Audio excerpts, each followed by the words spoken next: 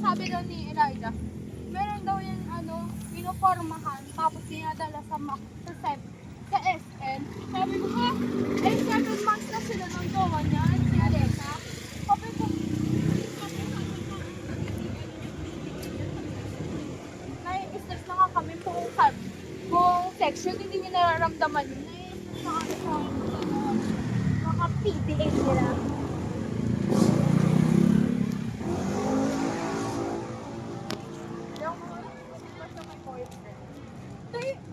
Ay, hindi mo napapangarapin kung gano'n lang ang jowa mo. Pero,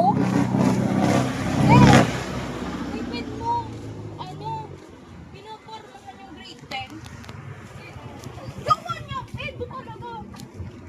Oo, sabi ni Elijah, pinapormahan daw. Uy, Haji, pinapormahan mo.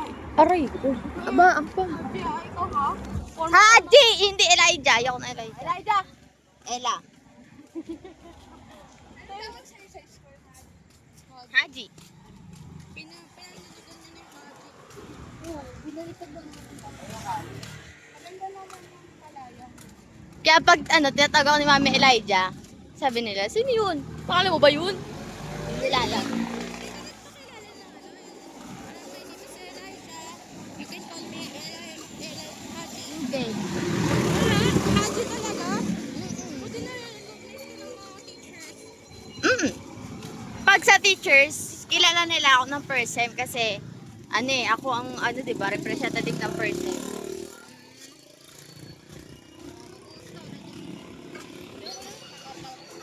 Wala na yung mga talaga na. Habas ngayon, di ba? Adi, hindi yung mga person nga, di ba, nalaman ko na hindi alam na iba yung sa kanila.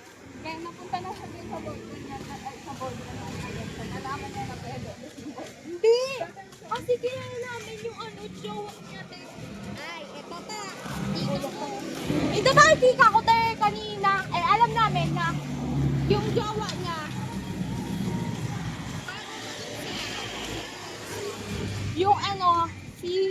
yung jowa niya is, ginajowa, tapos hindi sila mag-work ng ex. Hindi na si Alexa. Tapos naging sila. Alam mo ba, te, kanina nagkwentuhan kasi yung classmate namin na mag-jowa. Tinanong siya, ano ba, gawang pa siya nila po, ilang months na lang. Sabi niya, hindi kami nagkaroon ng ligaw stage. Tapos ngayon naman, si Aya, dito sa classmate niya, sabi niya, o kayo, ilang months ligawan, parang gano'n. Sabi ni Aya, hindi ikaw yung sasagot, yung lalaki sasagot, sabi. Ngayon naman, tinanong yung lalaki, sabi na lalaki, ha? Dumanda kami sa ligaw, may ligaw-ligaw pa wala, sabi niya. Tapos sabi niya pa, ginaus ko lang to tapos nagkausap kami na. Te! Proud ka pa! Hindi ba nakakahiya sa part ng jowa mo yun, tapos sa'yo? Ilang na nga. Kung ganunin ko na gusto ko Akong mamamatay. Gusto ko siyang ganunin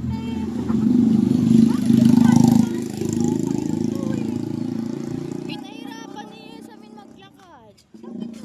Sa may McDo, mas mabilis. Oo. Alam mo po, hinihinga na nakakakwento. So parang kasalanan pa niya sa amin nagkakento ka kaya hinihingit ka. Naglalakad ka, nagagalit ka pa, nagsasalita ka pa. Multitasking. Wala ko yung cellphone na dito ka nga.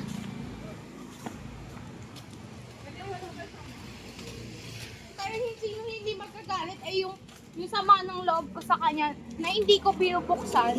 Kasi per year pa lang, ang dami niya ng chika na nakakarating sa akin. Tapos yung nag-second year kami, which is online.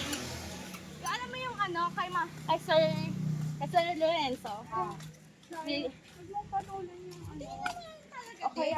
Kakausapin ko siya, te. Sandali. O kaya kapag may sinabi yung mga classmate mo regarding doon sa kanya, kung may sinasabi siya about sa'yo, wag kang magre-react agad na parang, ay, ba't ako? Ganun.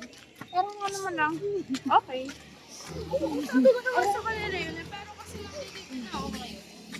Ito yung gigil ko ngayon, te. Nararamdaman mo naman, di ba? Bakit? Inam na ba magparinig? Te, inam na magparinig. Tapos sabay, narinig ko pa yung mga ibang pinagsasabi niya.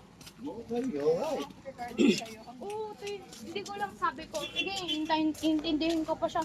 Eh, pero, magaganon pa siya. Ilalabas siya pa sa ibang tao.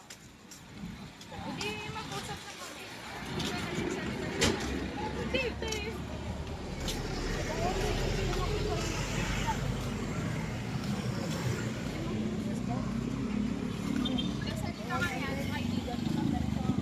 Oo, talaga. Hanggang salita lang naman siya. Pero yung kasi ng ganun, yung parang lagi na lang may tension kaming dalawa. Which is, hindi lang naman ako ang ginaganyan niya. Halos lahat. Pero kasi yung sumobra na. Ay, ba't nga ba talaga?